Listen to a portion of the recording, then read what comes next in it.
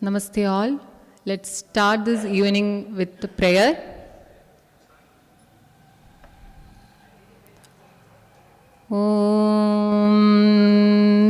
Sahana Vavatu Sahanau Bhunaktu Sahaviryam Karavavahai तेजस्विनावधीतमस्तु मा विद्विषावहै ॐ शान्ति शान्ति शान्तिः. So let's start this evening woven with endless charm of the poem and the verses. To start this event, I welcome Dr. Nagaratna Didi, the motherly figure of S. Vyasa, indeed our great mother. Welcome you, ma'am. I also welcome the widely admired Dr. Raghuram ji. Welcome you, sir. And our deeply respected Dr. Amit sir. Welcome you, sir. Shri Shivnarayan Singh ji, वरिष्ठ प्रचारक of VHP, welcome you sir. मंच पर आने वाले हैं एक ऐसी विशिष्ट कवि जिनकी वाणी में व्यंग की दार भी है और भावनाओं की बहार भी, जिनकी कविताओं में देशभक्ति की गर्मी है, प्रेम की कोमलता है और सामाजिक सरोकारों की सच्चाई भी. गजेंद्र सोलंकी जी, जिनके शब्द में हास्य भी है, संदेश भी है, जिनकी कविता सुनकर श्रोता सिर्फ हंसते नहीं, सोचने पर भी मजबूर हो जाते हैं. तो आइए तालियां के साथ स्वागत करें काव्य मंच के ओजस्वी हस्ताक्षर, हर दिल अजीज कवि Shri Gajendra Solanki ji. Welcome you sir. Now I invite Kedar to give an introduction about our chief guest and take over this beautiful evening. Welcome. नमस्कार. तो आपने सर का प्रभाव तो देख ही लिया. सुबह सर को सुनकर सभी लोग प्रभावित होकर आज हमारे साथ हमारी बहन थी, उन्होंने भी हिंदी में बोलने की कोशिश की. यही हम देख सकते हैं कि कितना सर का प्रभाव है. तो अभी मैं रघुराम जी को निवेदन करता हूं कि वो इस कार्यक्रम की शुरुआत में कुछ मिनट तक हमें आशीर्वचन दे, फिर उसके बाद हम सर को सुनना चाहते हैं. Namaste everyone. Welcome to this evening, a beautiful gathering today we have. Prashanti Kutiram, it was the dream of Lakshmi Auntie that it not only has this yoga and yoga therapy, Adhyatma, but more important thing is it gives importance to all the Sanskritic activities also. Many times we have many activities of drama, music, etc. So many things were there. So many people were involved in that. But first time, a unique way that we are presenting this program, Kavi Sammelan. And I hope that this will be the beginning of such Kavi Sammelan that we'll be having here. Because I see the crowd today that assembled here gives me a very positive feeling that we are welcome for this kind of Kavi Sammelan. Particularly, this Kavi Sammelan, I have great respect for this because I was listening to our today's guest. Such a beautiful composition that he has, presentation that he has in many of the Kavi Sammelan that were there. I was always thinking that it is my good wish that he will come to Prashanti also, will bring here, but I didn't have a courage to see that how many people we could actually gather. But it is my very, very good friend, Shivnarayan ji, and it is he who has coordinated. Actually, we should give him a ovation, respect for him by clapping. Shivnarayan ji is part of Prashanti and he's always here. Every year he comes here and every time he brings something new, something fresh. And this time he brought all his friends here to see that we have such a wonderful evening of this Kavi Sammelan. That's there. And while listening to his Kavi Sammelan, as she presented it very nicely, that it has got such a wonderful force in his poetry that it inspires somebody into the national spirit. Particularly today, after this extraordinary situation that happened in the border and then the activity that is created, the energy that is created, it requires that somebody like him to present about national spirit to all of us, to see that we really become charged with the national feeling. And I'm sure that this evening is going to really doubly charge us in this area before that we leave this place. So once again, my thanks to wonderful people that who have come here, Shiv Narayan ji and all the friends and all that, and our Kavi ji also, so that we will have a wonderful evening. Thank you so much. Thank you very much, sir. With your blessings, we move forward with today's event. Gajendra Solanki जी, आज हमारे बीच ऐसे व्यक्तित्व है कि जिनके बारे में जितना कहा जाए उतना कम ही है, और वो कवि है तो कवि के बारे में जितना कहा जाए वो कम ही होता है। तो कुछ चीज़ें मैं बताना चाहता हूँ कि अंतर्राष्ट्रीय कवि है, गीतकार, दार्शनिक चिंतक है, विचारक एवं साहित्यिक है, सांस्कृतिक राजनीतिक कार्यकर्ता एवं प्रवक्ता है। गजेंद्र जी जब लिखते हैं तो लिखते हैं राष्ट्रीय चेतना, देशभक्ति, धर्म, अध्यात्म, सांस्कृतिक भक्ति, दर्शन, प्रकृति, क्या कुछ नहीं लिखते गजेंद्र जी। तो आज उनके हाथों से 600 से अधिक रचनाएं सृजन हुई है। तो आज हम कुछ रचनाएं उनको सुनेंगे। तो मैं बड़े दिल से, बड़े प्यार से, चलो सब लोग तालियों के साथ स्वागत करते हैं गजेंद्र सोलंकी जी को। प्रशांति कुटीर में उपस्थित परम श्रद्धेय माननीय रघुराम जी, मेरी बड़ी बहन के समान, माँ के समान परम श्रद्धेय नागरत्ना दीदी, परम श्रद्धेय गुरु जी का सुबह आशीर्वाद मिला। और प्रशांति से मेरा पिछले 25 साल से संबंध है। पूज्य लक्ष्मी आंटी जी ने मुझे कहा था कि शिव नारायण, प्रशांति तुम्हारा घर है, 24 घंटे कभी भी तुम आ सकते हो। और जब आना होता तो एक दिन पहले या उसी दिन नागरत्ना दीदी को फ़ोन करता हूँ, और फ़ोन करता हूँ तो सबसे पहले पूछती कि शिव नारायण कब आ रहे हो प्रशांति। जब भी बात होती तो पहला प्रश्न यही होता है। इतना यहाँ पर आकर के हम चार्ज हो जाते हैं। प्रतिवर्ष मैं अपनी सर्विसिंग के लिए आता हूँ, शारीरिक, मानसिक, आध्यात्मिक और आनंद की अनुभूति लेने के लिए।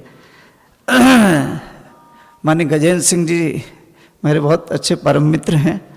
जब भी हम इनसे निवेदन करते हैं तो तुरंत उस निवेदन को ये और आदेश मानकर, आज्ञा मान करके चले आते हैं। मैंने कहा एक बार प्रशांति कुटीर आप आइए। प्रशांति को आरंभ हुए लगभग 50 वर्ष हो गए। पहली बार प्रशांति कुटीर के अंदर और कवि सम्मेलन का कार्यक्रम कल, आज प्रातःकाल भी हुआ। लगभग 1000 विद्यार्थी और सब लोग थे, और अभी ये दूसरा कार्यक्रम है। एक बार गजेंद्र सिंह जी का जोरदार। अंतर्राष्ट्रीय कवि हैं, अनेक देशों के अंदर भी कवि सम्मेलन हुए, टेलीविज़न के अंदर भी आपके कार्यक्रम आते रहते हैं। मेरे एक परम मित्र हैं श्रीमान ललित जी रामनानी, यहाँ के बेंगलोर के बहुत बड़े सोने के व्यापारी हैं। लेकिन इनका बड़ा मेरा स्नेह है, घर में आना जाना, उठना बैठना। तो मैंने परसों गया था, निवेदन किया, मैंने कहा आप आएंगे, 2-4 मित्रों को लाएंगे तो बहुत ही अच्छा रहेगा। फिर इन्होंने इच्छा व्यक्त की कि मैं माननीय गजेंद्र सिंह जी का स्वागत करना चाहता हूँ। तो मैं रामनानी जी से आग्रह करता हूँ कि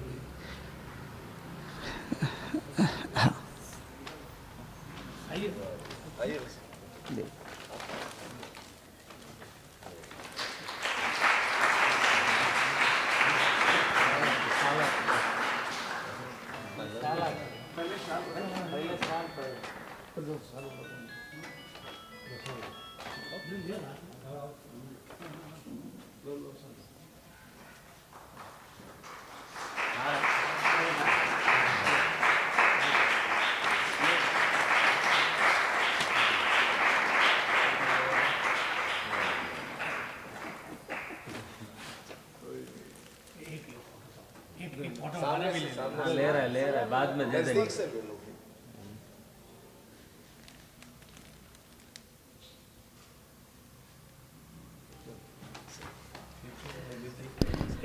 सबका परिचय कराना तो अभी संभव नहीं है, लेकिन हमारे संघ के माननीय संघ चालक बेंगलोर के श्रीमान राजेश जी अग्रवाल, वो भी हमारे निवेदन पर यहाँ उपस्थित हुए हैं, उनका भी स्वागत। इसी प्रकार से हमारे क्या नाम है, श्रीमान जगदीश जी हीरेमणि जी, ये भी हमारे कार्यक्रम में आए हैं। भाजपा के प्रदेश के उपाध्यक्ष हैं श्रीमान देवेंद्र जी, एक बार दोनों खड़े हो जाएंगे, ये भी हैं। ऐसे ही हमारे चंपालाल जी बेंगलोर से हैं, एक बार खड़े हो जाइए। ऐसे दो रमेश जी हैं, दोनों रमेश जी भी एक बार खड़े हो जाएंगे, बैठिए। ऐसे ही हमारे श्रीमान संदीप जी गोयल और उनके श्रीमती जी शिल्पा बहन जी हरिद्वार के रहने वाले, बेंगलोर में ही सेटल हैं। ऐसे ही हमारी नागपुर की बहन, वो भी यहाँ चिकित्सा के लिए आई हैं, क्या नाम, मंजुला बहन जी, हाँ मंजुषा बहन जी, वो भी उपस्थित हैं। ऐसे हमारे आशुतोष जी रांची से हेड ऑफ डिपार्टमेंट है वहाँ यूनिवर्सिटी के, संघ के आप कार्यकर्ता हैं। ऐसे ही हमारे उत्तर प्रदेश के 2 जिला प्रचारक भी यहाँ उपस्थित हैं, श्रीमान दीपक जी और श्रीमान आलोक जी आजमगढ़ उनके। ऐसे अनेक, सबका परिचय कराना तो अभी संभव नहीं है, समय की मर्यादा है। तो मैं आप सबसे यही आग्रह करूँगा कि बहुत आनंद के साथ मानी गजेंद्र सिंह जी की कविताओं का आनंद लेंगे। इस कार्यक्रम को सफल बनाने में डॉक्टर अमित सिंह जी ने बहुत परिश्रम किया। गुरुजी के साथ दिल्ली के रात में 11 बजे फ़ोन करके पूछते थे, शिवनारायण भैया गजेंद्र जी से बात हो गई, ड्राइवर की बात हो गई, गाड़ी की बात हो गई, भोजन की, सब आप। और इस प्रकार से यहाँ विकास भैया भी, उन्होंने भी बहुत चिंता की। तो ऐसे कुल मिलाकर के बहुत आनंददायक यहाँ का। ऐसे ही हमारा एक परिचय रह गया, डॉक्टर हाँ भीमसेन सिंह जी, वो भी यहाँ पर खड़े हैं। पीछे 28 साल तक आप दिल्ली और प्रिंसिपल रहे आप। और बहन कृष्णा जी, आपके श्रीमती जी, आप पहली बार प्रशांति आए और इतने आनंदित हो गए कि कहने लगे कि मैं अब साल में 4 बार प्रशांति आया करूँगा और मैं अपनी सेवाएं कुछ प्रशांति के लिए भी देना चाहता हूँ। पुस्तक भी लिखी आपने। और आप कल यहाँ बेंगलोर गए थे अपने रिलेटिव्स के पास और इतने आनंदित हो गए, एक फ्लैट का इन्होंने ऑर्डर दे दिया कि प्रशांति के पास 3 बेडरूम का एक मकान में लेकर के, ताकि वहाँ भी रहूँगा और प्रशांति में भी रहूँगा और दिल्ली भी रहूँगा, आते जाते रहते। उनका भी स्वागत, उनको भी अभिनंदन। तो ऐसा मोनी गजेंद्र सिंह जी।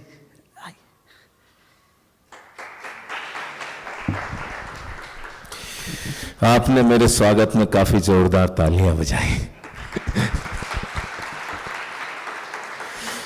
रहने दो, इससे पहली वाली ठीक थी।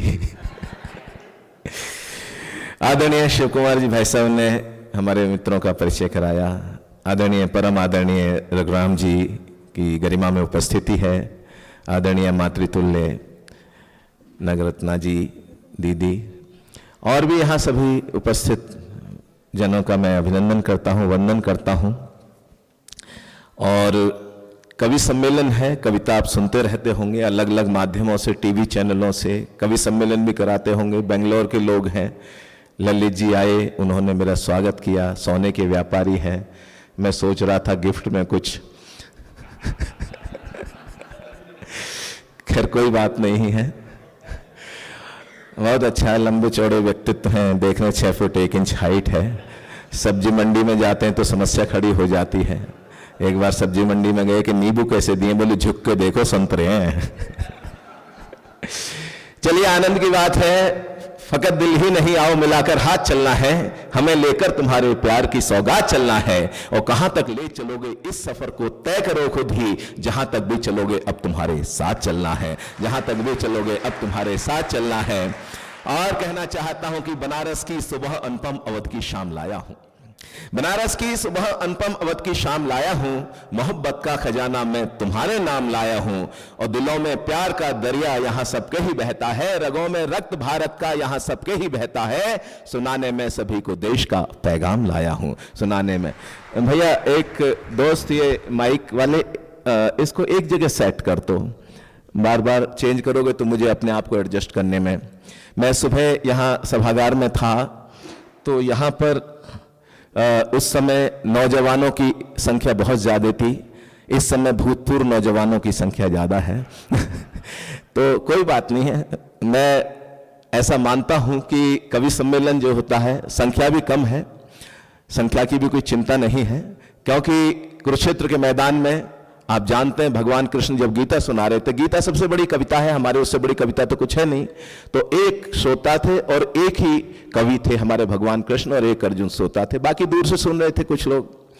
तो इतना बड़ा ग्रंथ तैयार हो गया, लेकिन आपकी संख्या पर्याप्त है मेरे लिए, इसलिए कहना चाहता हूं बात समझ में आए तब भी ठीक है, नहीं भी समझ में आए तो ताली वाली बजाते रहना, ताकि पड़ोसी को पता नहीं लगे आपको समझ में नहीं आ रहा है।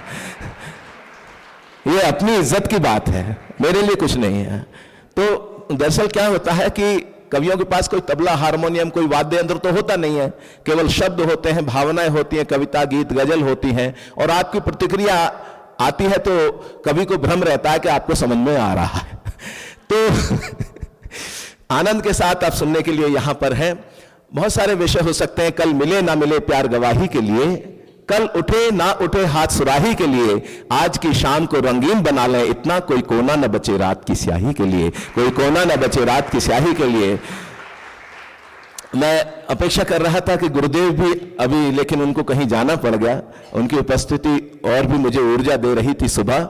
और आप सब प्रबुद्ध लोग हैं। शिव नारायण सिंह जी भाई साहब ने का, ये मेरे बड़े भाई हैं, और उनका आदेश अध्यादेश की तरह होता है, और मुझे इस बात का सुखद लगता है कि जब भी वो कभी उनको इस प्रकार का साहित्यिक सांस्कृतिक वातावरण कहीं याद आता है या मन होता है तो मुझे याद कर लेते हैं। ये मेरे लिए सौभाग्य की बात है। उनके व्यक्तित्व के बारे में क्या कहूं, तन समर्पित, मन समर्पित और यह जीवन समर्पित, चाहता हूं देश की माटी तुझे कुछ और भी दूं, इस भावना से चरे वेती निरंतर कार्य करते रहते हैं। और कहीं मैंने कभी कहा था, कितने दधीचियों ने अस्थियों का दिया दान, साधना की जिनका ये मिला वरदान है। आज ये राष्ट्रवाद का जो सूर्य है चारों तरफ जगमगा रहा है देश विदेश में, उसके पीछे कितनी साधना रही है ऐसे महापुरुषों की, कि कितने दधीचियों ने अस्थियों का दिया दान, साधना की जिनका ये मिला वरदान है। कितने ही दिनकर उदित हुए हैं यहां अंधेरों पे जिनका ये विजय अभियान है। तो जीत रहा घनघोर तिमिर से उजियार, नवयुगी दिवाकरों की ये दिव्य शान है। और राष्ट्रवादी शक्तियों के दिव्य कर कमलों में मातृ भारती की आन बान और शान है। मातृ भारती की आन बान और शान है। मातृ भारती की आन बान शान के लिए निरंतर साधना करने वाले व्यक्तित्व होते हैं आदरणीय शिव नारायण सिंह जी भाई साहब। और विषय में समझ नहीं पा रहा हूं कहां से शुरू करूं। विषय धीरे धीरे आजकल ये पाकिस्तान का भी पंगा चल रहा था पिछले, अब वो सीज फायर हो गया जो भी रहा, लेकिन मैं तो ये सोच रहा था कि इस बार जो बच्चे बात कर रहे थे कि इस बार अपने वर्ल्ड के नक्शे में से एक देश मिट जाएगा, लेकिन हो सकता है और कोई कारण रहे हो, मैं उस पर ज्यादा नहीं जाना चाहता। तो मैं भारत के गौरव और भारत की सांस्कृतिक विरासत को लेकर बात शुरू करना चाहता हूं। आदरणीय भीमसेन सिंह जी जो बहुत वरिष्ठ शिक्षाविद हैं, 76-77 की आयु में भी वो ऐसे नौजवान दिखाई देते हैं, उनकी उपस्थिति है। मैं बात करना चाहता हूं कहां से, भारत के गौरव की बात कहां से शुरू करूं। हमारा जो तिरंगा है 3 रंग है, तो उसमें यूक्रेन रशिया का युद्ध आरंभ हुआ, हम सभी जानते हैं। वहां पर हमारे छात्र फंस गए थे, तो उनको निकलने में समस्या आ रही थी, तो किसी ने सुझाव दिया, यहां से संदेश गया, कहां से गया, कि आप तिरंगे को हाथ में लेकर निकलेंगे, तिरंगे को ओढ़कर निकलेंगे तो आपको सुरक्षा मिलेगी। उन्होंने वैसा ही किया। जब तिरंगे को लेकर निकलने लगे तो उनको सेफ पैसेज मिला। इससे पता चला कि हमारे तिरंगे का और भारत का मान सम्मान पूरी दुनिया में कितना है। उसके बाद जब अन्य देशों के, चाहे हमारे मित्र देश हों, चाहे हमारा पड़ोसी देश जो हमसे पंगा लेता है, उसके लोग हों, जब उन्होंने देखा तिरंगा जान बचा रहा है तो उन्होंने भी तिरंगे को ओढ़ा, तिरंगा हाथ में लिया। जब वो निकलने लगे, तिरंगे ने उनकी भी जान बचाई। तो इससे पता चलता है भारत का मान सम्मान पूरी दुनिया में विशेष रूप से है।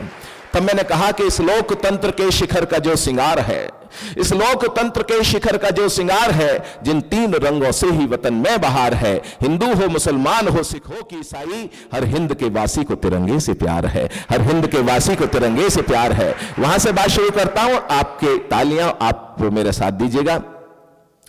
कि जनगण मन के अमर स्वरों का गान तिरंगा है, जनगण मन के अमर स्वरों का गान तिरंगा है, भारत के स्वर्णिम सपनों की शान तिरंगा है, बलिदानी पवनों के झोंकों से जो लहराया, भारत माँ का गौरव और सम्मान तिरंगा है, भारत माँ का गौरव और सम्मान तिरंगा है, युगों युगों तक इस धरती पे भारत माँ की शान रहे। पूरी दुनिया में केवल हम हैं जो अपनी धरती को माता कह के बुलाते हैं। आपने नहीं सुना इंग्लैंड अंकल की जय, ऑस्ट्रेलिया चाचा की जय, या कहीं अमेरिका ताऊ की जय, कहा जाता है भारत माता की।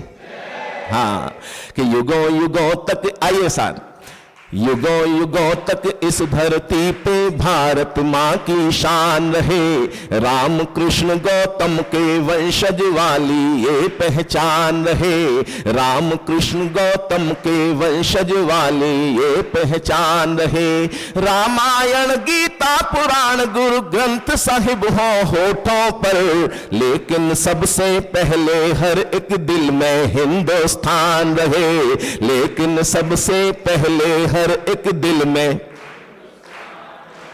जुग जुग से कल कल कहता पावन नदियों का पानी है, जुग जुग से कल कल कहता गंगा जमुना का पानी है, पावन नदियों का पानी है, भरत भूमि में जन्म लिया बस अपनी यही निशानी है, इस धरती पे जन्म लिया बस अपनी यही कहानी है, एक सभ्यता एक संस्कृति अपना इतिहास बताता है, जाति पंथ सब भले अलग हो खून तो हिंदुस्तानी है, जाति पंथ सब भले अलग हो खून तो हिंदुस्तानी है, भूल न जाना स्वतंत्रता के अमर क्रांति बलिदानों को, भूल न जाना स्वतंत्रता के अमर क्रांति बलिदानों को, आजादी की लौ पर जलने वाले उन परवानों को,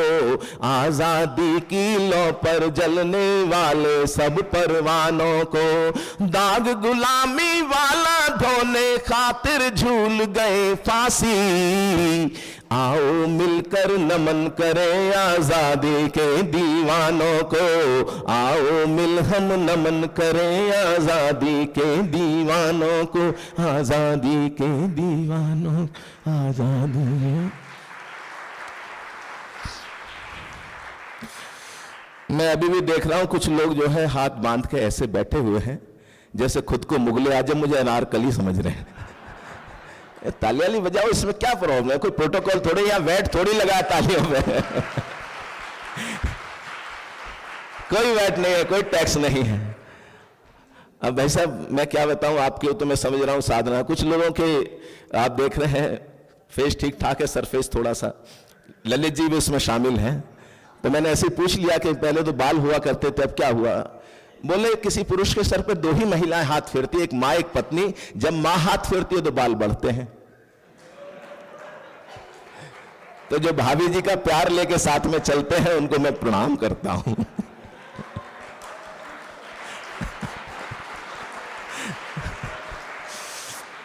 आनंद मस्ती की बात है। हमारे आशुतोष द्विवेदी जी बहुत खुश नजर आ रहे हैं और सबसे बड़ी बात है भाभी जी भी यही है ना, उधर बैठी, अच्छा दूर बैठे हैं भाभी जी से, तभी इतने खुश नजर आ रहे हैं।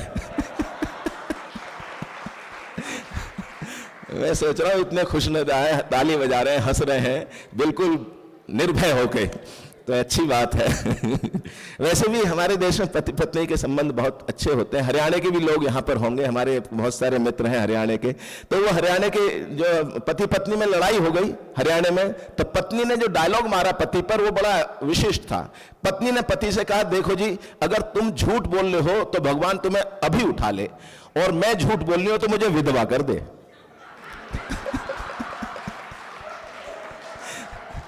पति को बाद में समझ आएगा बेटा सिक्का किधर भी गिरे, मामला तेरा ही साफ होना है। हाँ, आइए आइए प्रभु, जो देर से आने वाले मैं उनका स्वागत अभिनंदन करता हूं।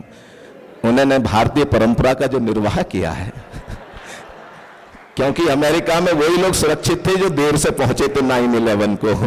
वो जानते थे कि देर से जाने आने की बड़ी अच्छी वो रहती है। वैसे भी हमारे एक दोस्त है, वो कहते हैं ललित जी कि जब तक घर नहीं जाता हूं घरवाली खाना नहीं खाती है। मैंने कहा भाई सौभाग्यशाली ऐसी पत्नी आजकल मिलती कहां है? बोले ये बात नहीं, अगर जाता हूं बनाता हूं तो खाती है।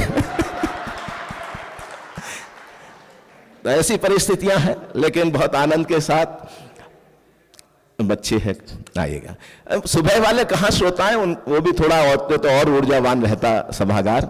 देख लीजिए अमित जी अगर जो आ सकते हैं तो उनमें से कुछ बुला लीजिएगा। चलिएगा मैं बात को आगे शुरू करता हूं। मैंने बीच में इसलिए कि थोड़ा सा आप उल्लास में आ जाएं, क्योंकि पहले तो धीरे धीरे यूं ही हिलते डुलते हैं, दिल के दरवाजे हैं आखिर खुलते खुलते खुलते हैं। तो मैं दिल के दरवाजों को खोलने की कोशिश करता हूं। और मैं चाहता हूं कि शहीदों की बात करता था, बलिदानियों की बात कर रहा था, मैं वहीं से बात आगे बढ़ाता हूं, फिर धीरे धीरे कंटेम्प्रेरी सब्जेक्ट्स की तरफ आएंगे। अंग्रेजी बीच बीच में इसलिए बोलता हूं आदरणीय रघुराम जी कि सबको लगे कवि पढ़ा लिखा है। क्योंकि आपका मैंने कल सुना था डिस्कोर्स 1 घंटे का, बहुत आनंदित करने वाला था। सभी विषयों को आपने जिस तरीके से अध्यात्म को बहुत सरल भाषा में प्रस्तुत किया, आपको प्रणाम करता हूं मैं। और देखिए सहजता सरलता, कहा जाता फले वृक्ष और भरे बादल नीचे झुकते हैं। ऐसे ही डॉक्टर नागेंद्र जी सुबह जब उनके आशीर्वाद ले रहे थे हम, और आप लोग सब इतने सहज सरल लोग हैं। फले वृक्ष और भरे बादल नीचे झुकते हैं, सज्जन ज्ञान मान धन पद पाकर विनम्र बनते हैं। तो उस विनम्रता को हम सभी अनुभव करते हैं, आपको प्रणाम करता हूं।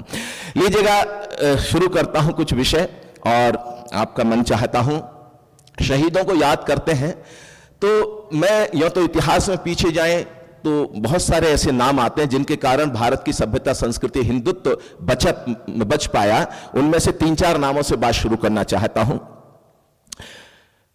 शिवाजी महाराज, मराठा महाराज, उनको याद करता हूं कि नारियों को जननी के जैसा मान देने वाले जीजाबाई वाले संस्कार को प्रणाम है, कि गौहर को जननी के जैसा मान देने वाले जीजाबाई वाले संस्कार को प्रणाम है। और गुरु रामदास वाली चेतना से, अंतिम पंक्ति पे पूरा सदन मेरा साथ दीजिएगा, ध्यान से सुन लीजिएगा जो मैं कह रहा हूं। सामान्य रूप से मैं मंचों पर भी कम पढ़ता हूं ये सब कुछ, मंचों का तो चूरन चटनी अलग होता है, लेकिन जो मैं पढ़ रहा हूं यहां पर प्रशांति में पहली बार कवि सम्मेलन हो रहा है, और पहली बार मैं यहां पर इस तरीके से आया हूं। एक बार 12-14 साल पहले आना हुआ था, जब येदियुरप्पा जी ने यहां पर कोई उद्घाटन किया था, तो आर.के. सिन्हा जी ने मुझे यहां पर बुलाया था। उस समय कोई काव्य पाठ वगैरह का ऐसा नहीं था विषय, लेकिन मैं आया था, मुझे बहुत सुखद लगा था। तो जो बात कर रहा हूं कि नारियों को जननी के जैसा मान देने वाले जीजाबाई वाले संस्कार को प्रणाम है, और गुरु रामदास वाली चेतना से चकाचौंध पंथ निरपेक्ष दरबार को प्रणाम है। तो मुगलों को मिली ललकार को प्रणाम, कि शत्रुओं को मिली ललकार को प्रणाम, और माता भवानी की तलवार को प्रणाम है, और माता भवानी की तलवार को प्रणाम है, और शूरता के दिव्य पारावार को प्रणाम। मेरा शिवाजी मराठा महाराज को प्रणाम है जी, शिवाजी मराठा महाराज को प्रणाम है जी, शिवाजी मराठा महाराज को प्रणाम है। और आगे चलते हैं तो राजस्थान आप हम सब जानते हैं कि चेतक की टाप संग हल्दी घाटी में जो उड़ी उस धूल से सजे गगन को नमन है। ध्यान से सुनिएगा कि चेतक की टाप संग हल्दी घाटी में जो उड़ी उस धूल से सजे गगन को नमन है, और धर्म संस्कृति स्वाभिमान हेतु किए गए शूरता के पावन हवन को नमन है। तो हिंदुस्तानियों के हृदयों में जो धधक रही राजस्थान वाली उस सगन को नमन है, और जिसने हल्दी घाटी से दिल्ली तक को तपाया राणा जी प्रताप की तपन को नमन है जी, राणा जी प्रताप की तपन को नमन है जी, राणा जी प्रताप की तपन को नमन है। और पन्ना धाय पद्मिनी और हाड़ा रानी वाले नारियों के पुण्य स्वाभिमान को प्रणाम है, कि पन्ना धाय पद्मिनी और हाड़ा रानी वाले नारियों के पुण्य स्वाभिमान को प्रणाम है। और मातृभूमि के हितार्थ जो दिया गया था भामा शाह वाले उस दिव्य दान को प्रणाम है। तो घास वाली रोटियों को खा के भूमि पर सोए प्रभु एक लिंग के दीवान को प्रणाम है। प्रभु एक लिंग के दीवान को प्रणाम है, और शूरता और वीरता पराक्रम के पर्याय आन बान वाले राजस्थान को प्रणाम है जी, आन बान वाले राजस्थान को प्रणाम है जी, आन बान वाले। और एक परंपरा आती है गुरु सिख परंपरा, गुरुओं की बलिदानी परंपरा। सेवा से कार्य शुरू हुआ गुरु नानक देव जी ने, और बलिदान की पराकाष्ठा तक गुरु गोविंद सिंह जी ने पूरे परिवार को समाज धर्म संस्कृति के लिए समर्पित कर दिया। एक छंद उनको देता हूं कि पंच प्यारे और बंदा बैरागी की शहादत गुरु ग्रंथ साहिब की बानी को नमन है, कि पंच प्यारे और बंदा बैरागी की शहादत गुरु ग्रंथ साहिब की बानी को नमन है। और कंधार की रणभूमि में जो देश हित लड़ नौजवान बेटों की जवानी को नमन है। तो सरहिंद की दीवारों में जो जिंदा छिने गए उन शूर पुत्रों की निशानी को नमन है। और एक को लड़ाऊं 1.25 लाख से तो उद्घोष गुरु जी की पावन कहानी को नमन है जी, गोविंद की पावन कहानी को नमन है जी, गोविंद की पावन। और आगे चलते हैं, 1857 आता है। 1857 जिसको गदर कह दिया था अंग्रेजों ने, तथाकथित इतिहासकारों ने, लेकिन हमारे स्वतंत्र वीर सावरकर जी ने कहा that was the first war of Indian independence. तो वहां से बात शुरू करता हूं, एक ऐसी चिंगारी को याद करता हूं जिसने उस सूरज को ललकार दी थी जो कभी डूबता नहीं था पूरे विश्व में। उस सूरज को ललकार दी थी जी रानी लक्ष्मीबाई का हम सब नाम जानते हैं, लेकिन इस तरीके से मैंने प्रस्तुत किया, आपके मन तक पहुंचाता हूं कि आन बान शान और स्वाभिमान की मशाल क्रांति चेतना की अंगड़ाई को नमन है। देखिएगा यहां पर अलग अलग भाषा भाषी लोग यहां पर बैठे हुए हैं, पूरा छोटा सा हिंदुस्तान है, भारत है ये। मैं हिंदी का बेटा हूं अवश्य, लेकिन बाकी भाषाएं सभी मेरी मौसी की तरह हैं। और जब मैं काव्य पाठ करता हूं, विदेशों में जाते हैं तो वहां अलग अलग भाषा भाषी क्षेत्रों की संस्थाएं बनी हुई हैं, अलग अलग क्षेत्रों की। उन लोगों में जाते हैं तो 200, 250, 300 लोग मतलब होते हैं, या अधिक से डैलस वगैरह में ज्यादा हो जाते हैं, 500, 600 हो जाते हैं। जहां एनआरआई की संख्या अधिक होती है वहां वो इस तरीके से संख्या रहते हैं, लेकिन उनमें सभी भाषा भाषी लोग आते हैं हमारे कवि सम्मेलनों में। इसका मतलब है कि हिंदी से सबको प्रेम तो है। मैंने कभी कहा था कि हर एक प्रवासी, एक गीत बीच में पढ़ता हूं, उसके बाद मैं छंदों पे आऊंगा, कि हर एक प्रवासी के अंतर में धड़के हिंदुस्तान, हर भारतवासी के दिल में, हर भारतवंशी के दिल में धड़के हिंदुस्तान। भले बसे हो जाकर अमेरिका, रशिया, जापान, यूके या ओमान, धड़कता प्यारा हिंदुस्तान, नयन का तारा हिंदुस्तान, जहां से न्यारा हिंदुस्तान। गुजराती, कन्नड़, कश्मीरी, उड़िया या बंगाली, तेलुगु या बंगाली, गुजराती, कन्नड़, कश्मीरी, उड़िया या बंगाली, तेलुगु या बंगाली, असमी, पंजाबी और मराठी, मणिपुरी, मलयाली, भोजपुरी, मलयाली, छत्तीसगढ़िया, तमिल, मालवी, हिमाचली, गढ़वाली, हरियाणी, गढ़वाली, बलिदानों की परंपराओं वाला राजस्थान। अलग अलग भाषा भाषी पर सबकी एक पहचान, सबकी एक पहचान, धड़कता प्यारा हिंदुस्तान, नैन का तारा हिंदुस्तान, जहां से न्यारा हिंदुस्तान। गीत लंबा है लेकिन पुनः मैं उधर ही आता हूं कि आन बान शान और स्वाभिमान की मशाल क्रांति चेतना की अंगड़ाई को नमन है। रानी लक्ष्मीबाई की बात कर रहा हूं, आपका मन चाहता हूं।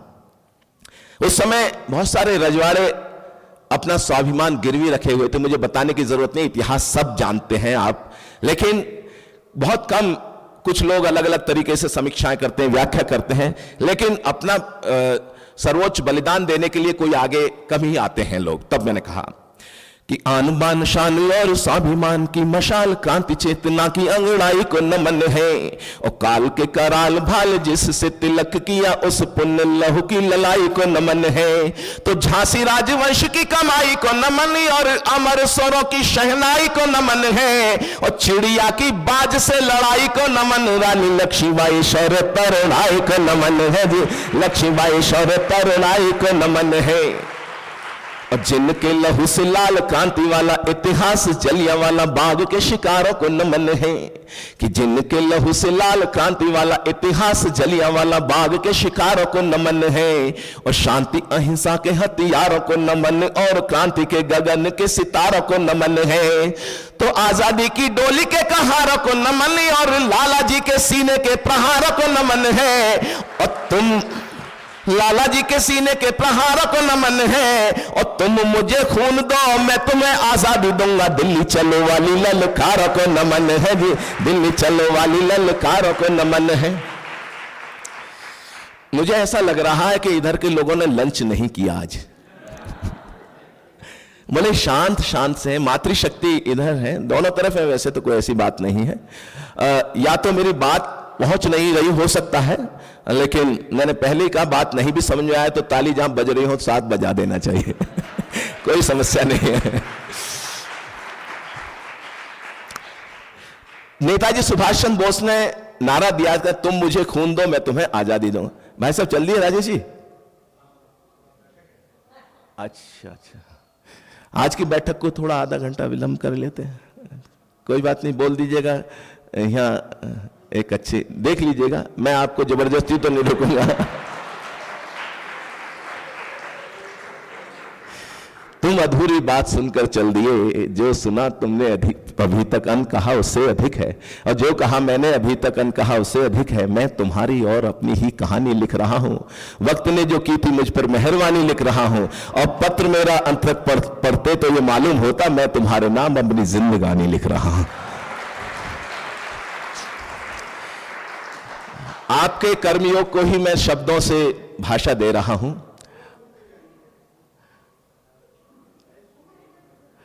अच्छा, व्यवस्था में कोई नहीं, आप बैठिएगा। अगर कोई बैठने में समस्या आ रही हो तो मंच पे काफी स्थान है।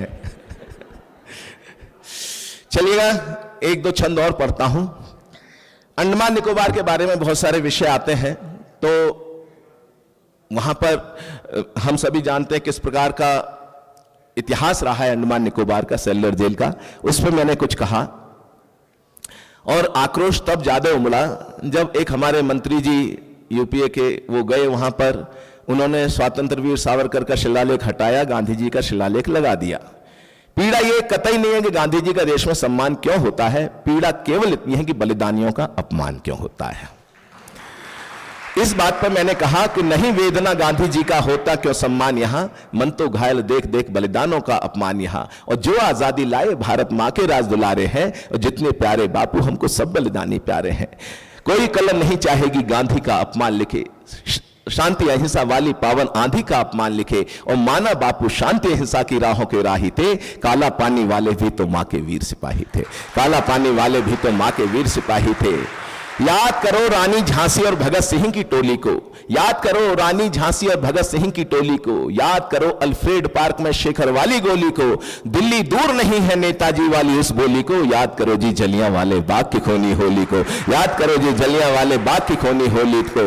अगर चाहते हो चर्चा हो जाने दो इतिहासों पर, आजादी की देवी अब तक खड़ी हुई है लाशों पर, और इतिहासों में मुड़कर देखा साजिश के आभास मिले, कायरता को कुर्सी और बलिदानों को वनवास मिले। तो आक्रोश उमड़ता है तो कहीं ना कहीं भावनाएं आ जाती हैं। तो मैंने लिखा कि हमको उजाला देने के लिए जो बुझे उन दीपकों की पावन कतारों को नमन है, कि हमको उजाला देने के लिए जो बुझे उन दीपकों की पावन कतारों को नमन है। और मातृवंदना के गीत गाते गाते चूम लिए उन फांसी वाले पुण्यहारों को नमन है। तो बलिदानी स्वरों की पुकारों को नमन, और कोल्हुओं से बही तेल धारों को नमन है। और क्रांतिकारियों ने जहां लिखा वंदे मातरम, सेलुलर जेल की दीवारों को नमन है जी, काला पानी जेल की दीवारों को नमन है जी, काला पानी जेल की दीवारों को नमन है। काला पानी द्वीप नहीं बस हिंदुस्तानी तीरथ है, काला पानी द्वीप नहीं बस हिंदुस्तानी तीरथ है, और आजादी की गंगा लाने वाला एक भगीरथ है, आजादी की गंगा लाने वाला एक भगीरथ है। एक गीत पढ़ता हूं, और गीत में बहुत सारे विषय हैं, लेकिन अभी दो कार्य ऐसे हुए हैं जिनको लेकर आप हम सभी आनंदित हैं, प्रफुल्लित हैं। उसमें एक कार्य तो है, भले ही अलग अलग तरीके से समीक्षाएं होती हैं राजनीतिक रूप से अलग अलग तरीके से, लेकिन ये तो मानना पड़ेगा कि जो आर्यावर्त का जो विस्तार था, कहां तक, कैस्पियन सागर से लेके, आदरणीय, कैस्पियन सागर से लेके ईरान, इराक, अफगानिस्तान, पाकिस्तान, वर्तमान Bharat, Bangladesh, Myanmar, Thailand, Indonesia, बृहत्तर भारत जिसको कहा जाता है, इंडोनेशिया, बाली द्वीप, और सब ये कहीं ना कहीं हमारे आपके पूर्वजों के शौर्य, पराक्रम, धर्म, संस्कृति के अवशेष अब तक नजर आते हैं। इसका मतलब हमारे पूर्वज महान तो थे। महान थे तो कारण क्या रहा होगा? शक्ति का सिद्धांत काम करता है। जब शक्ति क्षीण होती है, जैसे शरीर में शक्ति क्षीण होती है, इम्यूनिटी कमजोर होती है, तो बैक्टीरिया, वायरस अटैक करते हैं। ऐसे ही राष्ट्र कमजोर होता है तो कहीं ना कहीं विधर्मी या बाहर की ताकतें भारत अटैक करती हैं उस राष्ट्र पर। ऐसे ही हमारे साथ में भी हुआ। तब मैंने कुछ ये कहा कि ये वर्तमान में एक घटना हुई जिस पे लेकर चर्चा हो रही थी कि कश्मीर में 370 एक नासूर बनी हुई थी, उसमें उसको हटाना हुआ, केंद्र शासित प्रदेश बना, वो बाद में किसी कारण से फिर वहां से चुनाव करके सरकार बन गई, उसके कारण बहुत सारी समस्याएं भी आने लगी।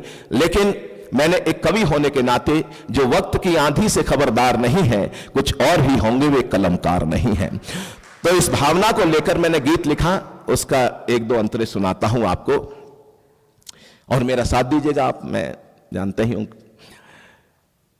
कि गद्दारों को धता बताकर, उग्रवाद को धता बताकर 3 रंग का गान लिखा। घाटी के चप्पे चप्पे पर हमने हिंदुस्तान लिखा। घाटी के चप्पे चप्पे पर हटा के धारा 370 संविधान का मान लिखा। घाटी के चप्पे चप्पे पर, घाटी के चप्पे चप्पे पर लाल खून से जब होती नित हिम शिखरों की माला थी। लाल खून से जब होती नित हिम शिखरों की माला थी। संविधान की आंखों में आंसू, सीने में जाला थी।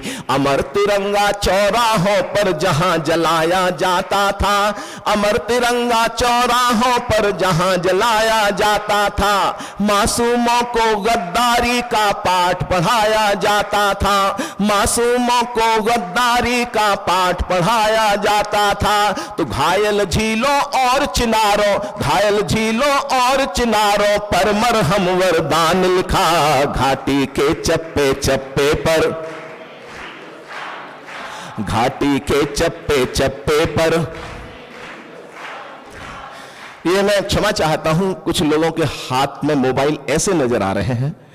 अगर इन मोबाइल को नीचे रख के ऐसे करेंगे तो मुझे बहुत आनंद होगा। और मैं बता दूं, ताली बजाने के बहुत सारे सिद्धांत हैं। एक सिद्धांत यह भी है कि जो हमारी भाभी हैं, बहनें हैं, मातृशक्ति है, वो अपना हाथ इस तरीके से करें और इसमें पतिदेव का चेहरा देखें। फिर इस हाथ से जो आप ताली बजाएंगे, बहुत अच्छी ताली बजेगी। और पुरुषों के लिए भी है, वो अपना हाथ ऐसे करें, लेकिन गलती से भाभी जी का चेहरा मत देख लेना। इसमें उसका चेहरा देखना जो मीडिएटर था, जिसने कराई थी। ये हास परिहास की बातें हैं, लेकिन मैं ये चाहता हूं कि आप उल्लास उमंग के साथ मेरे साथ जुड़े रहें। घाटी के चप्पे चप्पे पर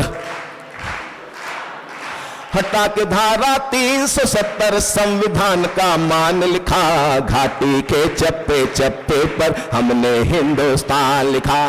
जब 370 हट रही थी, हमारे भीमसेन सिंह जी सर हैं, बड़े शिक्षाविद हैं, इन्होंने अपने उस असिस्टेंट को 500 रुपए दिए गए, जब छुट्टे करा के ला, तो उसने 130 रुपए इनके हाथ में लाके पकड़ा दिए। बोले बाकी, बोले 370 खत्म। घाटी के चप्पे चप्पे पर हमने हिंदुस्तान लिखा। भारत जिंदाबाद बोलती नदियों की हर धारा है। भारत जिंदाबाद बोलती नदियों की हर धारा है। जहां हुए बलिदान मुखर्जी, आवाज थोड़ी कमजोर सी आई, जहां हुए बलिदान मुखर्जी, वो कश्मीर हमारा है जी। वो सारे का सारा है, वो कश्मीर हमारा है जी, वो सारे का सारा है।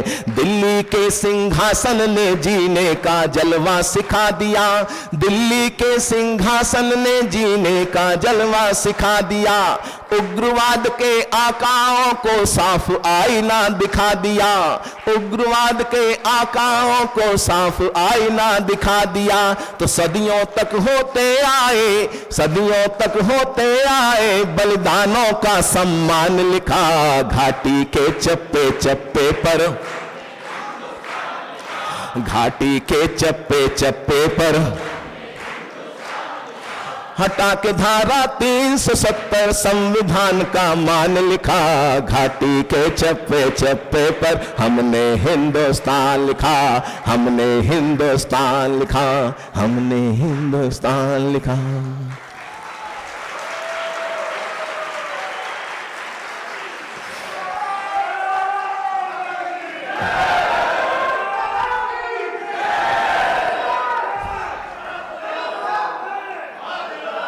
मुझे आश्चर्य हो रहा है कि घर से आवाज आ रही है, किसी का हाथ नहीं उठ रहे। जब भी उद्घोष हो हाथ उठा के हो, पता चलना चाहिए। बोले भारत माता के, ये लगा ना देशभक्तों की सभा है। बहुत आनंद, बस उत्साह ऐसे ही बनाए रखिएगा। वैसे भी यहां कोई चिंता वाली बात नहीं है, बीपीपी तो ये शांत यहां कर ही लेते हैं। तो बहुत आनंद के साथ ये सब विषय इसलिए है जरूरी क्योंकि हमारा जो राष्ट्र है वो बहुत संघर्ष करता रहा है, बहुत, तो उसमें से निकल के आ रहे हैं हम धीरे धीरे, और आगे भी कुछ अच्छा ही होगा ऐसा हम मानते हैं। तो शिक्षा की बात आती है, विश्वविद्यालय है। एक गीत में अवश्य आदरणीय रघुराम जी, मैंने आज तैयार किया, कल से मेरे मन में आया कि विश्वविद्यालय में जा रहा हूं, अब यहाँ का कोई कुलगीत वगैरह नहीं है, तो मैंने प्रयास किया, अगर आपको अच्छा लगेगा तो मैं आपको समर्पित कर दूंगा। और हाँ, क्योंकि मैंने लगभग 5-6 विश्वविद्यालयों के कुलगीत और 2-3 महाविद्यालयों के गीत कुलगीत लिखे हैं, तो मुझे ऐसा लगता है कि जो शिक्षा का कोई केंद्र होता है, विश्वविद्यालय हो या कोई और शिक्षा केंद्र, उसका एक आत्मगौरव का कोई ना कोई गीत होना ही चाहिए, ऐसा मेरा मानना है। तो उसको बाद में सुनाएंगे सबसे। शिक्षा के उसमें आजकल तो बहुत परिवर्तन आ गया है। यूपी बिहार में पहले स्थिति बड़ी अलग थी, और स्थिति क्या अलग थी, हमारे आदरणीय भीमसेन सिंह जी गांव से पढ़ के निकले थे, उस समय शिक्षा का स्तर फिर भी ठीक था। बाद में तो यह हुआ कि स्कूल और कॉलेज जो है फाइलों में चलते थे, यूनिवर्सिटी फाइलों में चलती थी, बिल्डिंग होती थी, ना क्लास होती थी, ना टीचर्स होते थे, ना कुछ प्रिंसिपल होते थे। ऐसे ही एक बार किसी गांव में रिमोट में कोई स्कूल था तो वहां से रिपोर्ट गलत आ रही थी, तो एक इंस्पेक्शन के लिए जाने लगे, संदेश पहुंचा दिया कि इंस्पेक्टर साहब आ रहे हैं इंस्पेक्शन के लिए। तो जल्दी अफरा तफरी में पूरा स्कूल जो है तैयार किया गया, बच्चे बैठाए गए क्लास में, टीचर रखा गया, प्रिंसिपल बैठाया गया, सब कुछ। इंस्पेक्टर साहब जब पहुंचे तो क्लास में शोर हो रहा था। उन्होंने कहा, क्या बदतमीजी है, मैं तुमको सस्पेंड करवा दूंगा। बोले जी आप हमें सस्पेंड करा ही नहीं सकते। बोले क्यों? बोले हम स्कूल में पढ़ते ही नहीं। बोले स्कूल में नहीं पढ़ते थे, क्या कर रहे हो? बोले हम तो गाय भैंस बकरी चरा रहे थे बाहर। मास्टर जी ने कहा जरा इंस्पेक्टर साहब आएंगे, अंदर बैठो, शाम को 10-10 रुपए मिलेंगे। अब ये बताइए आप देंगे या मास्टर जी देंगे? अब इंस्पेक्टर का दिमाग घूम गया, उसने टीचर को बुलाया, क्या नकली बच्चे बैठा रखे हैं? तो टीचर हाथ जोड़ के बोला, सर असली तो मैं भी नहीं हूं। बोले असली कौन है? बोले असली तो मेरे भाई साहब हैं, किसी काम से गए, उन्होंने कहा जरा इंस्पेक्टर साहब आएंगे, बच्चों को घेर के बैठो। मैं तो इनको मतलब संभाल रहा था। अब इंस्पेक्टर का पारा 7वें आसमान पे, वो प्रिंसिपल के रूम में दौड़ते पहुंचे कि क्या स्कूल चला रहे हो, नकली बच्चे बैठा रखे, नकली स्टाफ रख रखा है। तो प्रिंसिपल साहब भी खड़े हो गए कि असली तो मैं भी नहीं हूं। बोले असली कौन है? बोले पिताजी हैं, वो मुकदमा लड़ने के लिए गए, उन्होंने कहा ये 10,000 रुपए रखो और ये फाइल है, इंस्पेक्टर साहब आएंगे, 10,000 रुपए दे देना और फाइल पे साइन करके चले जाएंगे। तो इंस्पेक्टर ने 10,000 रुपए लिए और जेब में रखते हुए बोले कि देखो वो तो मैं हूं जो 10,000 में मान रहा हूं, कहीं असली वाले आ जाते तो। अच्छा ताली आपने गलत जगह बजा दी, असली पंच तो अब है। तो प्रिंसिपल बने हुए व्यक्ति ने कहा, जहां सर बच्चे नकली, स्टाफ नकली, प्रिंसिपल नकली और आप तक नकली, क्या नोट असली हो सकते हैं?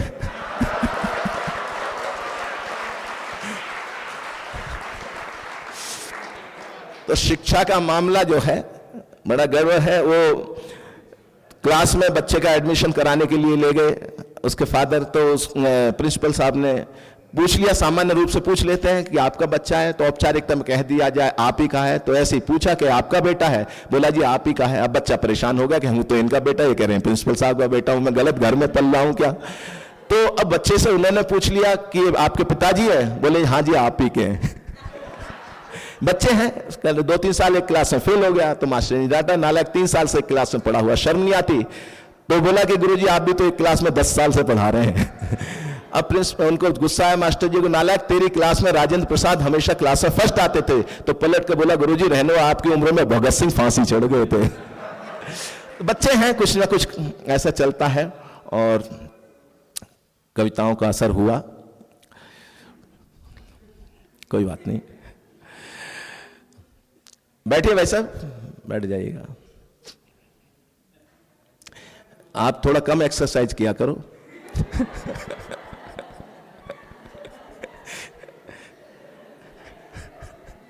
अच्छा आप कैमरामैन हैं। नहीं, फोटोग्राफर बड़े इंटेलिजेंट होते हैं, किसी को भी निपटा सकते हैं। वो फोटोग्राफर की दुकान पे पहुंच गया कि ऐसा पासपोर्ट साइज का ऐसा फोटो खींचो जिसमें जूते भी आ जाए, सर भी आ जाए। फोटोग्राफर इंटेलिजेंट था, बोले भाई साहब जूते निकाल के सर पे रख लो। दोनों आ जाएंगे। मस्ती के साथ आप सुन रहे हैं। एक गीत और पढ़ना चाहता हूं मैं, और गीत क्या है, वो हमारे आराध्य देव भगवान श्री राम जी के मंदिर के जो निर्माण पर मैंने लिखा था। हम सब बहुत समय से प्रतीक्षा कर रहे थे, 550 वर्षों से, कि मंदिर का निर्माण होगा। तो वो मैं इसलिए पढ़ना चाहता हूं कि पहली बार आपके बीच में आए हैं, और बहुत सारे, मुझे लगता है 90% से ज़्यादा लोग मुझे पहली बार ही सुन रहे होंगे। एक बार हाथ खड़ा करेंगे जो पहली बार सुन रहे हैं। हाँ, लगभग सभी लोग पहली बार ही सुन रहे हैं, कोई ऐसी बात नहीं है।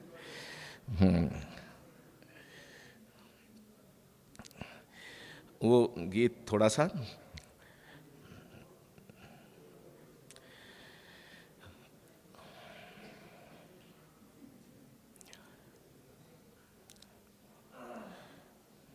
चलो, तब तक मैं एक गीत और सुना देता हूं।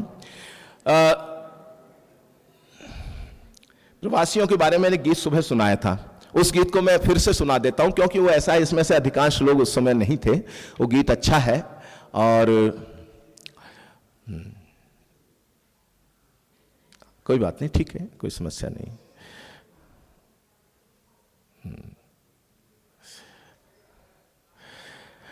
तो वो गीत क्या है, ज़मीं होती है अपनी और गगन अपना ही होता है। ज़मीं होती है अपनी और गगन अपना ही होता है। हवाएं, फूल, खुशबू और चमन अपना ही होता है। बसा ले घर कहीं भी और किसी मिट्टी के हो जाए, मगर सच है यही अपना वतन अपना ही होता है। मगर सच है यही अपना वतन अपना ही होता है। भले हो दूरियां कितनी मगर मन पास रहता है। भले हो दूरियां कितनी मगर मन पास रहता है। कभी यादें वतन में कोई जज्बा खास रहता है। कभी यादें वतन में कोई जज्बा खास रहता है। समंदर पार भी माँ की दुआएं साथ रहती है। समंदर पार भी माँ की दुआएं साथ रहती है। प्रवासी हर हृदय में हिंद का एहसास रहता है। प्रवासी हर हृदय में हिंद का एहसास रहता है।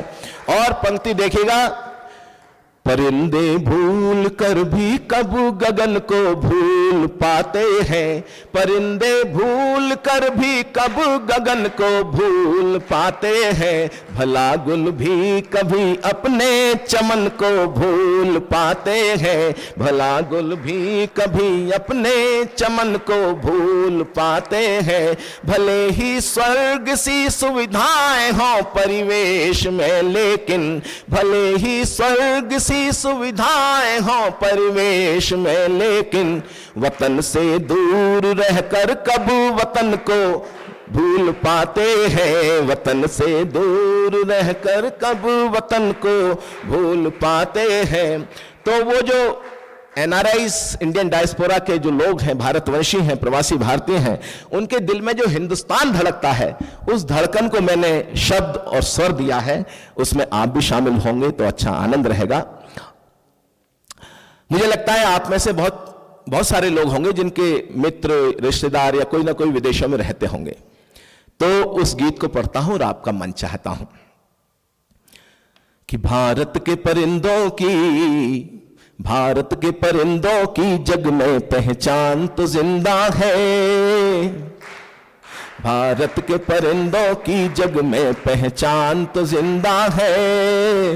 रहे कहीं भी दिल में हिंदुस्तान तो जिंदा है। रहे कहीं भी दिल में इस वतन की खातिर जीने का, भारत की खातिर जीने का अरमान तो जिंदा है। रहे कहीं भी दिल में, रहे कहीं भी दिल में हिंदुस्तान तो जिंदा है। और पंक्तियां देखिएगा। भारत की माटी की खुशबू जिनके मन को महकाती है। भारत की माटी की खुशबू जिनके मन को महकाती है। जिनके दिल की धड़कन धड़कन भारत के नगमे गाती है।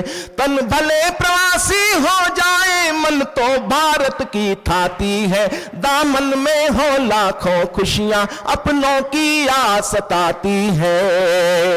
बचपन की मीठी यादों का, बचपन की मधुर यादों का कुछ ध्यान तो जिंदा है।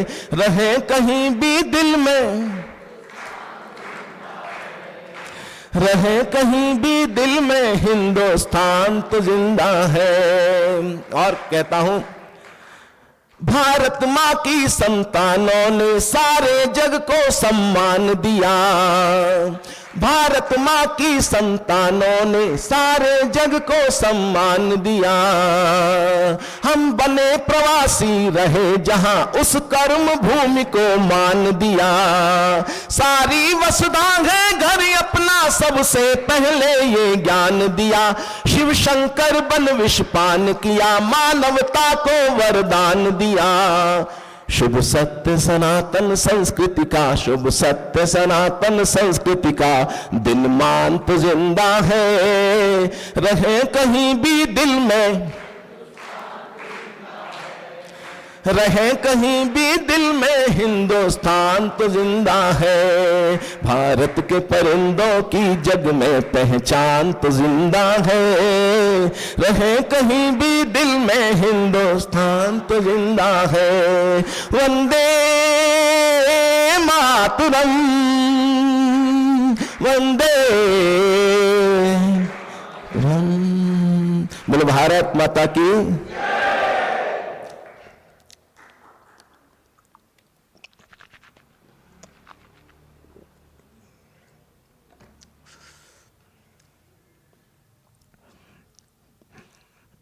सामान्य रूप से हम लंबी कविता पढ़ते नहीं हैं, क्योंकि बड़े लंबी कविता के बड़े के दुष्परिणाम हो जाते हैं कभी कभी।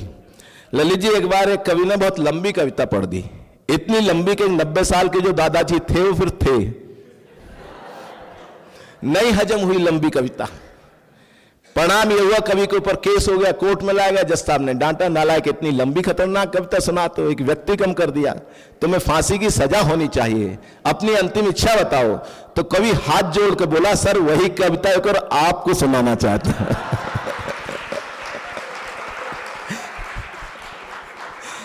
और उस समय मैं आधी सुना पाया था, पूरी सुनाना चाहता हूं। तो इसलिए हृदय की बांसुरी पर नाचने का नाम कविता है। कविता होती क्या है आखिर? हृदय की, हमारे विजय प्रेमी जी बड़े कवि हैं, उन्होंने कहा था कि हृदय की बांसुरी पर नाचने का नाम कविता है, शब्दों को सुरों में ढालने का नाम कविता है। और वक्त रहता है जिसकी आंख में मोती सदा बनकर, उसी मोती को मन से बांचने का नाम कविता है। उसी मोती को मन से बांचने का नाम कविता है। आप मन के साथ सुन रहे हैं। और जो गीत में ढूंढ रहा था, मतलब काव्य पाठ करते हुए गीत निकल आया है भगवान श्री राम जी का। पूरा कंठस्थ नहीं है, मैंने रिकॉर्ड कर दिया था इसको, तो वो गीत मैं पढ़ता हूं और आपका मन चाहता हूं इसमें। मेरा साथ आइएगा। सब पूरी दुनिया में अलग अलग तरीके से सब चर्चाएं होती रहीं, बहुत समय तक चलते रहे, केसेस चलते रहे, सब कुछ हुआ, लेकिन 550 वर्षों के बाद एक शुभ अवसर ऐसा भी आया कि भगवान श्री राम जी का भव्य मंदिर तैयार है और पूरे देश और दुनिया में आज के समय में सर्वाधिक तीर्थाटन की दृष्टि से, दर्शन की दृष्टि से और अलग अलग तरीके से वहाँ आ रहे हैं अयोध्या जी में लोग। तो उसको लेकर मैंने भी अपना एक गीत तैयार किया, वो आपको समर्पित करता हूँ। कि धारणा को मिल गया धाम बोलिए, धारणा को मिल गया धाम बोलिए, भावनाओं को मिला जो नाम बोलिए, लगता नहीं है कोई दाम बोलिए, मन में जो भाव सरे आम बोलिए, मंदिर का रूप अभिराम बोलिए, राम लला ललित ललाम बोलिए, पूरा हो गया है संग्राम बोलिए, साधना का मेला परिणाम बोलिए, जप किया यदि राम नाम का नहीं, ऐसा जीवन तो किसी काम का नहीं, राम काज हेतु जो हुए हैं बलिदान, कार सेवकों को भी प्रणाम बोलिए, जय जय श्री राम, जय जय श्री राम बोलिए। यहां डॉक्टर साहब हैं क्या श्री राम जी? नहीं आए। जय जय श्री राम बोलिए, लोक संस्कृति संस्कार राम है, लोक संस्कृति संस्कार राम है, ब्रह्म रूप दिव्य अवतार राम है, पीड़ाएं हजार उपचार राम है, तीनों ही तापों के उपचार राम है, मन है मलिन सुविचार राम है, कोटि कोटि भाव एक सार राम है, दीन दुखियों के अधिकार राम है, राम तो समय की सीमाओं से है परे, राम नाम लेके जन जग से तरे, बोलिए सुबह को और शाम बोलिए, जय जय श्री राम, जय जय श्री राम, राम भारतीयता की पहचान है। मैंने इसको बिल्कुल लौकिक दृष्टि से लिखा है गीत को, और अलौकिक भाव को लौकिक दृष्टि से समर्पित कर रहा हूं कि राम भारतीयता की पहचान है। आइएगा।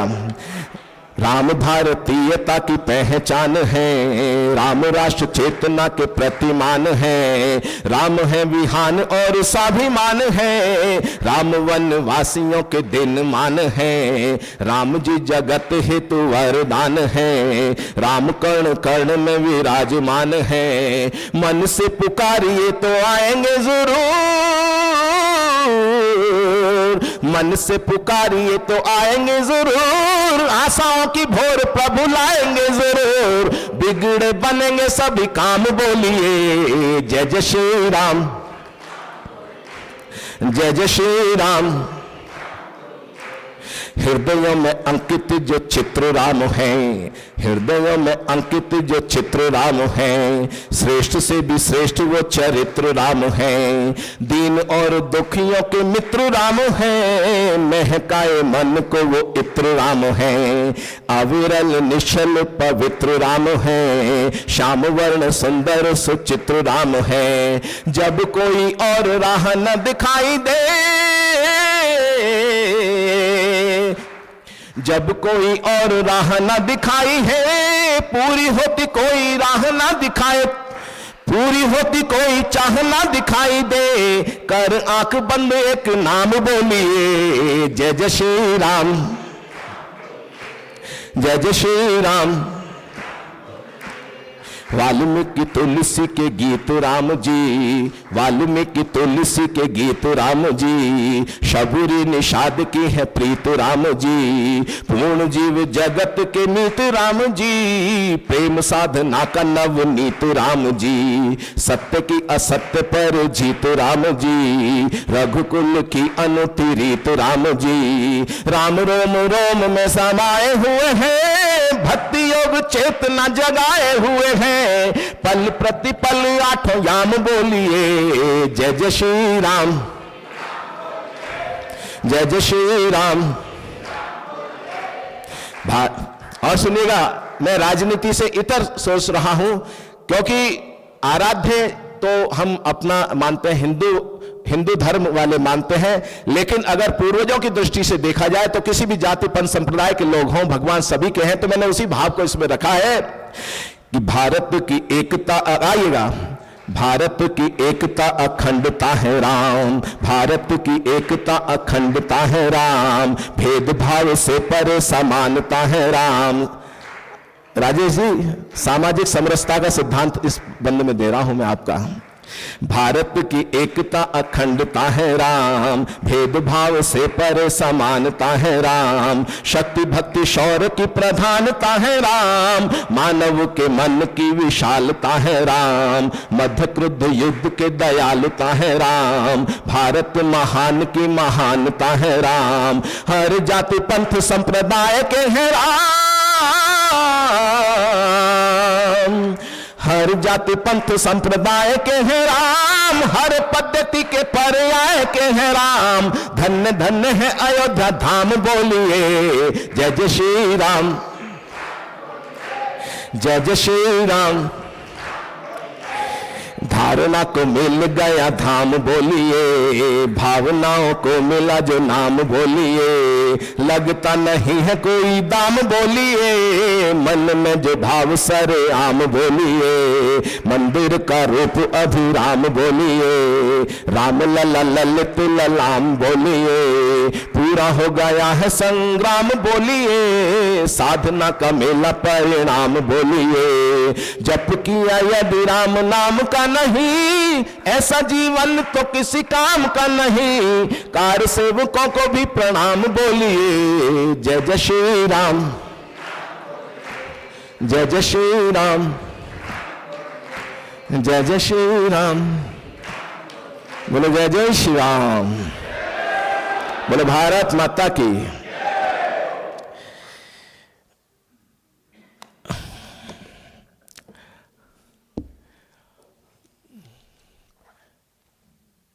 ताली बजा, थके तो नहीं है ना अभी?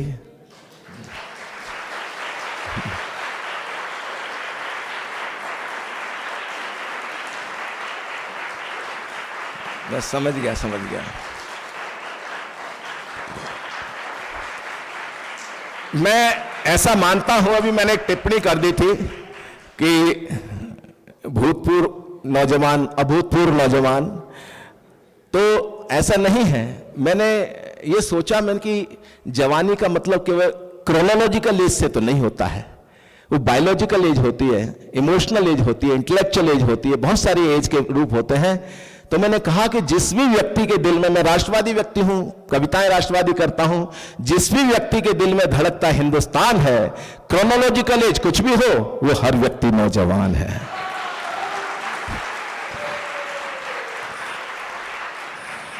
तो इसलिए मैंने उस विषय को ही छोड़ दिया। फिर एक मैंने छंद लिखा इसके ऊपर कि संकट में हो वतन देखकर खौल नहीं सोचो ऐसे खून की रवानी किस काम की, कि संकट में हो वतन देखकर खौल नहीं सोचो ऐसे खून की रवानी किस काम की, और स्वार्थों की चौसर पे हारती ही जा रही जो स्वाभिमान शून्य जिंदगानी किस काम की। तो जिसमें ना त्याग देश प्रेम ना ही बलिदान, सोचो जिंदगी की वो कहानी किस काम की, और कर्ज निज माटी का चुकाए बिना ढल जाए दोस्तों बताओ वो जवानी किस काम की, दोस्तों बताओ वो जवानी किस काम की।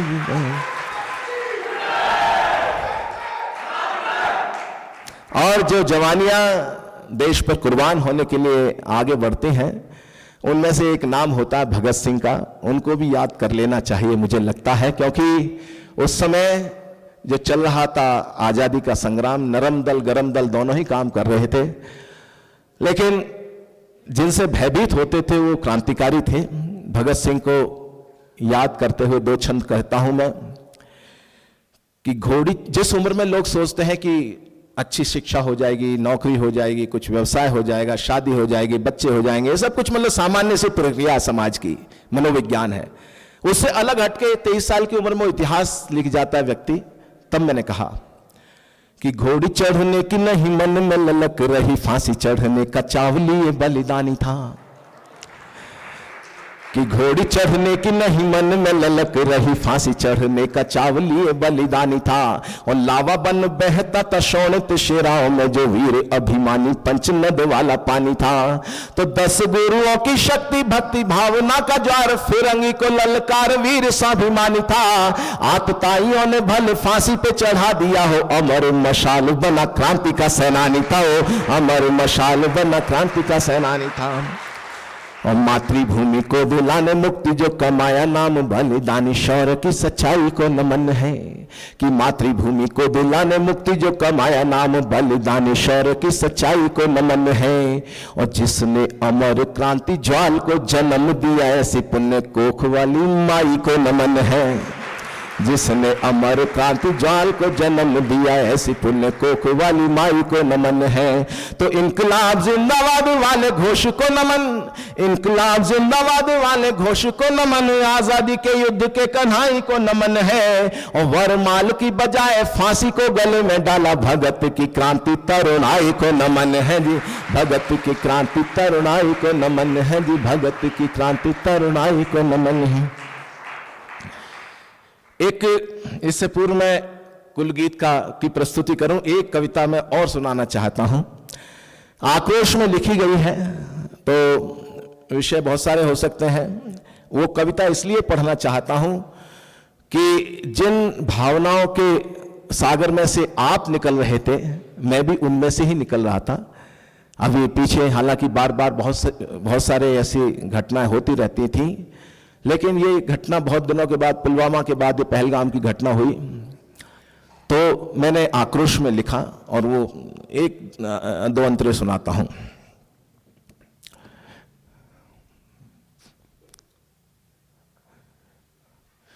कि मेरे गीतों में भारत का स्वाभिमान लहराता है। गला थोड़ा सा इधर उधर हो रहा है, 2-3 दिन फीवर था, सब जानते हैं आदरणीय। कि मेरे गीतों में भारत का स्वाभिमान लहराता है, मेरे छंदों में संस्कृति का मेघ मल्हार गाता है। अंतर तक पहुंचाता हूं मैं, अंतर मन तक पहुंचाता हूं अंगारों की भाषा को। मन भारत माँ की खुशियों के सपने रोज सजाता है। परना शांति अहिंसा को जब राह दिखाई देती है, परना शांति अहिंसा को जब राह दिखाई देती है। मेरे गीतों में भारत की आह सुनाई देती है।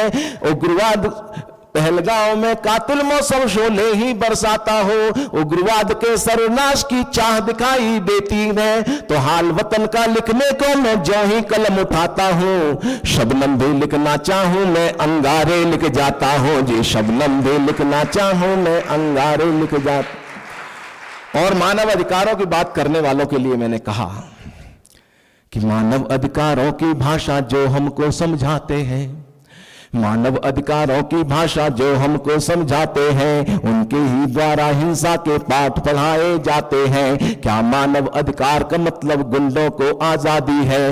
मानव अधिकारों का मतलब भारत की बर्बादी है। कभी गोदरा कालू चकिया अक्षरधाम हुआ घायल, घाटी से शरणार्थी बन जब बार बार रोती। सबसे पहला तो यह है हमारा सर्वे भवन्तु सुखिना सर्वे सन्तु निरामया सर्वे भद्राणि पश्यन्तु मां कश्चित् दुर्भाग् भवेत्। ये हमारे संस्कृति का एक बहुत ध्येय सूत्र है। योगः कर्मसु कौशलम, योगः कर्मसु कौशलम, योगः कर्मसु कौशलम, योगः कर्मसु कौशलम। अथ प्रशांति प्रभ प्रशांति ऐस व्यासा प्रभ प्रशांति, अथ प्रशांति प्रभ प्रशांति, अथ प्रशांति ऐस व्यासा विश्वविद्यालय विहंगम। योग ऋषि नागेंद्र जी गुरुवर की अनुपम प्रेरणानम, प्रभ प्रशांति ऐस व्यासा विश्वविद्यालय विहंगम। आदरणीय रघुराम जी, थोड़ा सा ध्यान से सुनिएगा। अगर ये अच्छा लगता है तो मुझे लगता है एक प्रशांति का एक कुलगीत हो जाएगा। योग संस्कृति से सुवासित साधना संकल्प पावन, राष्ट्र निष्ठा आत्म गौरव भक्ति भावों का आराधन, गुरुकुलीय शांत शुभ परिवेश संस्कारों का उद्गम, प्रभ प्रशांति ऐसी व्यासा विश्वविद्यालय विहंगम। योग आयुर्वेद शिक्षा शोध अनुसंधान मंथन, ऊर्ध्वगामी प्राण ऊर्जा का नवल सुख धाम भावन, लक्ष्य शाश्वत स्वावलंबी प्राण में जीवन पराक्रम, योग ऋषि नागेंद्र जी गुरुवर की अनुपम प्रेरणा नम। चिर सनातन ज्ञान और विज्ञान का आधार नूतन, प्राकृतिक यौगिक चिकित्सा पंच महाकोशों का शोधन, प्राकृतिक अंचल मनोहर हरित सुरभिपुर मनोरम, प्रभ प्रशांति ऐसी व्यासा विश्वविद्यालय विहंगम, प्रभ प्रशांति कुल प्रशांति अथ प्रशांति प्रभ प्रशांति, प्रभ प्रशांति ऐसी व्यासा विश्वविद्यालय विहंगम, विश्वविद्यालय विहंगम, विश्वविद्यालय।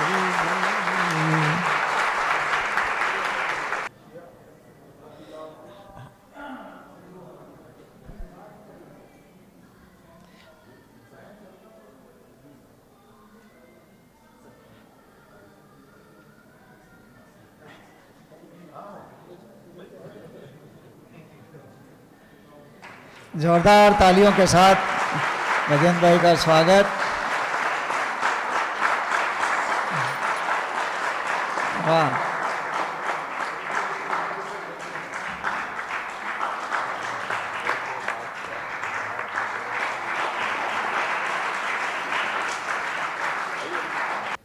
इसी के साथ हम लोग एक सभा का समापन करते हैं शांति मंत्र के साथ। एक बात और कह देता हूँ, जी जी, हम इस कार्यक्रम को समाप्त नहीं कर रहे हैं, स्थगित कर रहे हैं अगली बार तक के लिए।